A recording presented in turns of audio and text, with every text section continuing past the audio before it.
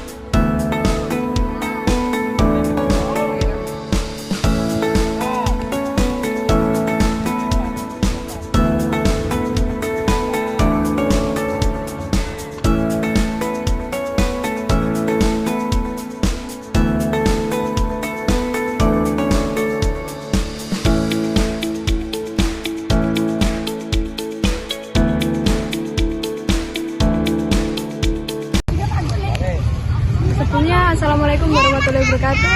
Di sini saya kelompok 3 ingin mewawancarai dari pelatih dari Polres. Untuk yang pertama, perkenalan dulu bisa. Oh ya, perkenalkan, nama saya Danang Fredian. Saya adalah salah satu pelatih dari SSB Polres. Saya melatih di Polres sudah 12 tahun. Saat ini untuk lisensi kepelatihan masih lisensi B. Alamat Tamanan, Kecamatan Trenggalek. Selanjutnya saya mewawancarai dengan Mbak terkait pelatihan dari SSB Polres. Yang pertama nih, saya dengan jelaskan bagaimana struktur program latihan di klub ini secara umum.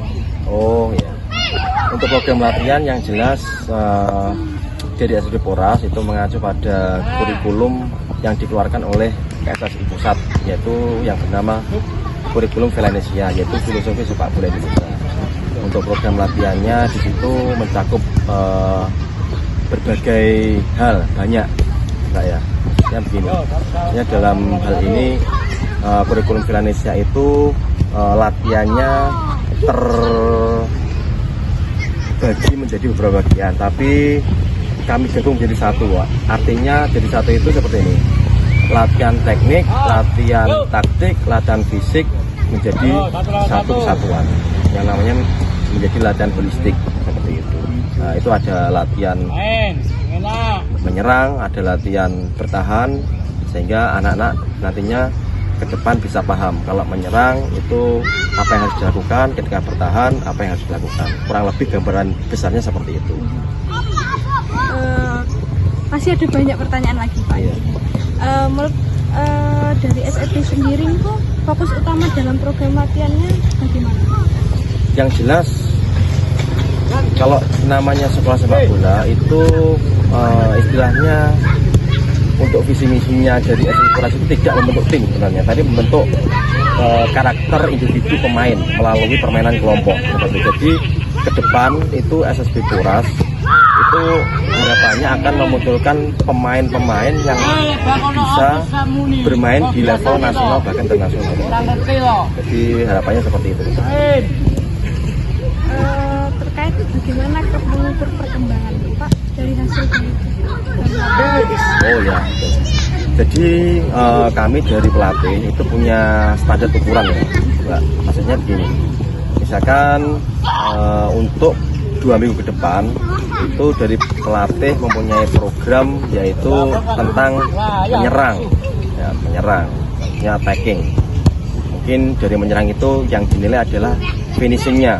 Nah, selama 2 minggu itu program latihannya itu mencakup dengan latihan syuting terus, syuting hari Selasa, Kamis, Minggu itu latihan syuting. Nanti ukurannya nanti di 2 minggu berikutnya itu diadakan sparring partner atau latihan uji coba.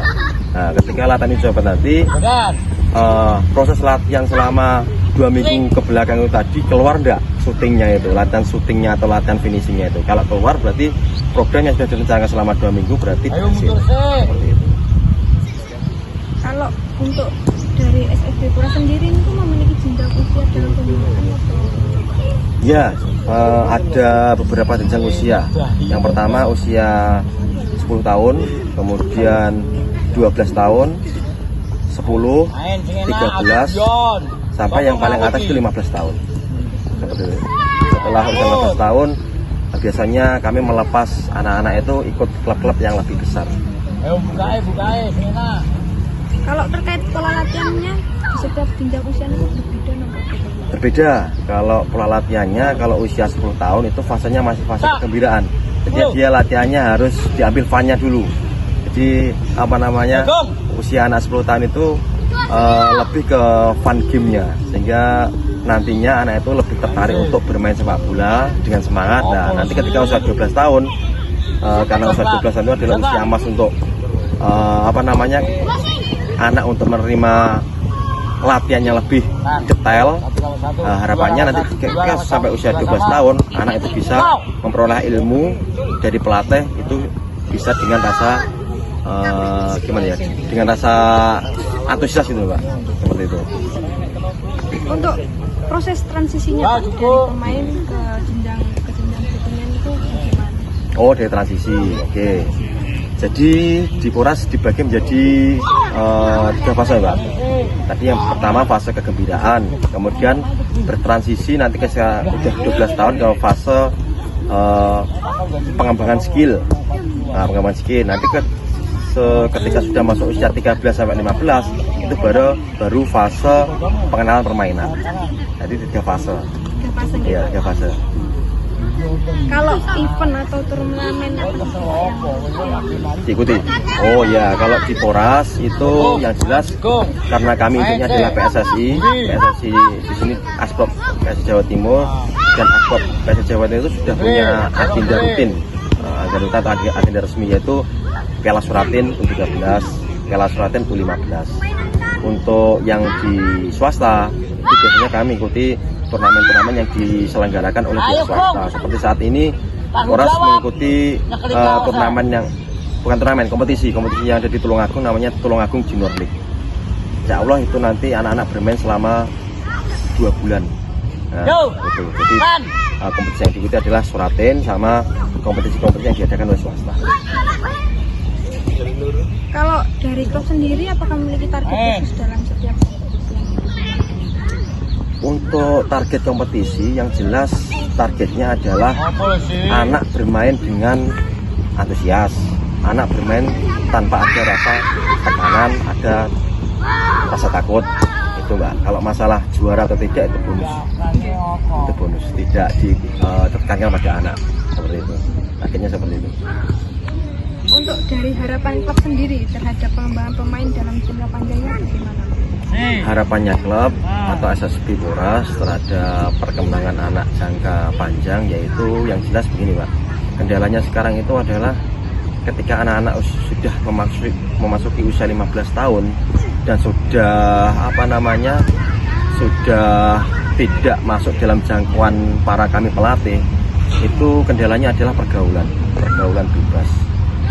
Sehingga anak-anak yang dari kecil sampai usia 15 tahun sudah latihan di Poras, sudah dibina, sudah dididik secara mental, itu apabila sudah keluar dari SSB Poras itu bisa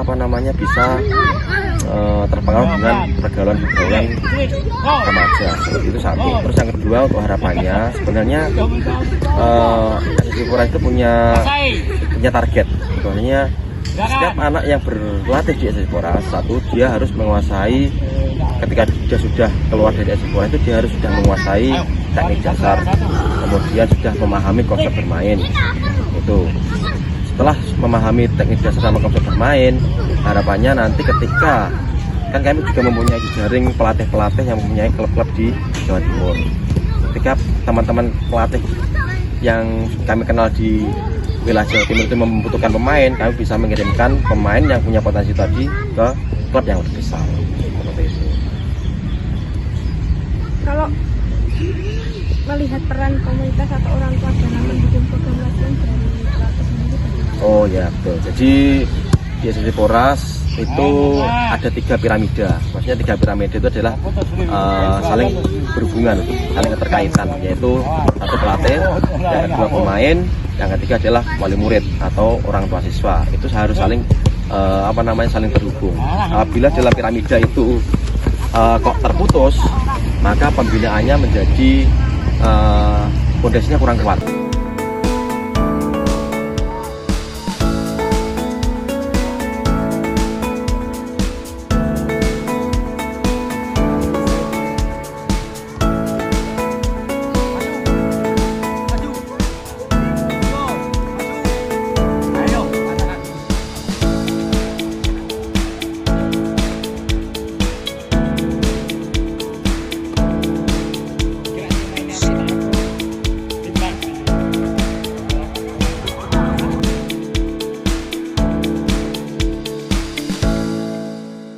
Saya bersama pemain dari SSB Poras.